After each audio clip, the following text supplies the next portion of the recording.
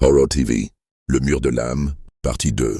Il recula, mais une chaleur étouffante se répandit soudainement dans la pièce. Les murs commencèrent à se resserrer autour de lui, l'air devenant plus lourd, plus dense comme si la maison vivait et respirait avec lui. Une vision floue commença à se former devant lui. Des ombres tourbillonnaient, des silhouettes humaines, les bras tendus vers lui, se frayaient un chemin à travers les fissures du mur.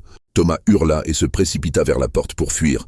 Mais lorsqu'il tourna la poignée, celle-ci se brisa et il se retrouva enfermé dans la pièce. Le grattement s'intensifia, de plus en plus proche. Il se tourna, cherchant désespérément une issue. Puis un murmure faible, à peine perceptible, envahit l'air. « Tu n'auras jamais la sortie.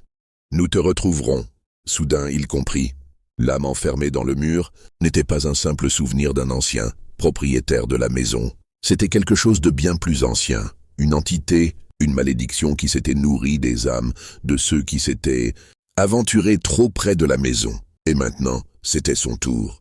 Le mur se mit à se craqueler et les griffures qu'il avait remarquées au départ commencèrent à s'élargir.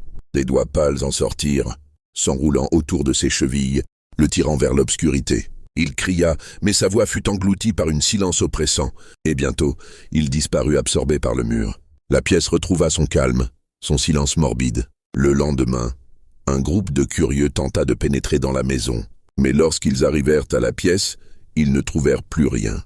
Le mur, désormais intact, ne portait plus aucune trace de la terrible inscription. Le sol était vide, à l'exception de l'ombre d'un homme, figé à jamais dans la pierre. La maison Vauquelin était à nouveau prête à réclamer une autre âme.